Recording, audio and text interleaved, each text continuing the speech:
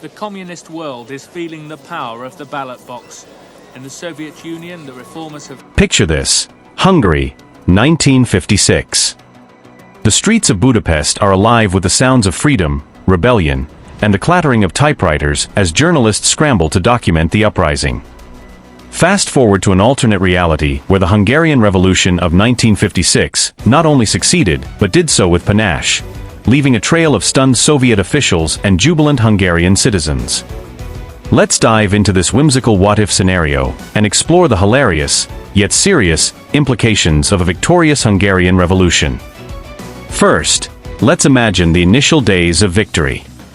The Hungarian rebels, against all odds, managed to outmaneuver the Soviet tanks and troops. It's like a scene from a Cold War-era action movie, but with more goulash and fewer explosions. Soviet General Ivanov, bewildered and defeated, famously mutters, "I came for a routine crackdown, not a plot twist," before retreating with his troops. With their newfound freedom, Hungarians decide to model their nation after Switzerland, becoming a neutral, non-aligned haven in the midst of Cold War tensions. This leads to an unexpected tourism boom. Westerners flock to Budapest not just for the thermal baths, but for the novelty of visiting a non-communist Eastern European country. The Hungarian Tourism Board's slogan? "A come for the history, stay for the goulash." The success of the Hungarian Revolution sends shockwaves across Eastern Europe. In Poland, an underground newspaper hilariously headlines, "Gee, if Hungary can do it, why not us?" In East Germany, a graffiti artist spray paints on the Berlin Wall, "Gee, today Budapest, tomorrow Berlin."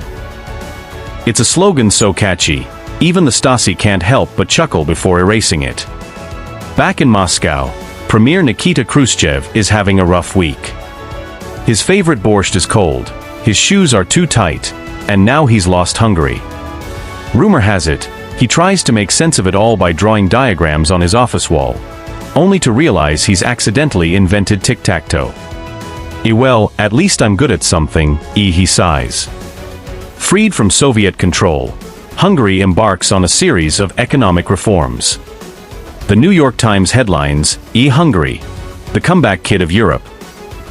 Budapest Stock Exchange opens, and in a hilarious twist of fate, Hungarian inventor Laszlo Biro's ballpoint pen becomes a symbol of economic resilience, with locals joking, "Sure, we might not have nuclear power, but we have the world's smoothest writing experience."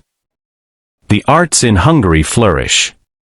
Hungarian filmmakers win awards at international festivals with quirky, satirical films like Red is not my favorite color and thank you very much. Hungarian musicians blend traditional folk with rock, leading to the creation of a new genre called goulash rock. Rolling Stone magazine names Budapest the new capital of cool, and hipsters worldwide try to learn Hungarian, only to give up and order alangos instead. In a surprising twist, Hungary becomes NATO's new darling. The North Atlantic Council humorously debates over goulash and tokaji wine, whether Hungary should join immediately or after a grace period. Hungary's NATO ambassador quips, "You will join as long as there's a paprika clause in the treaty." James Bond, yes, 007 himself, is sent on a mission to Budapest. His objective? To ensure Hungary remains a bulwark against Soviet expansion. However, he spends most of his time indulging in Hungarian cuisine and trying to pronounce Jeszedra, with a British accent. MI6 files later reveal his mission was a success in culinary diplomacy. Faced with the embarrassment of Hungary's success, the Soviet Union pivots. They launch a charm offensive, sending ballet troupes and folk dancers to Eastern Europe, trying to win hearts with culture instead of tanks. A Soviet official jokes, "If you can't beat them, outdance them." As Hungary thrives, historians look back on the 1956 revolution with a mix of awe and amusement. The once improbable success story becomes a staple in history books, and Hungarian students cheekily celebrate "We kicked the Soviets out day" with parades and reenactments, complete with tanks made of cardboard.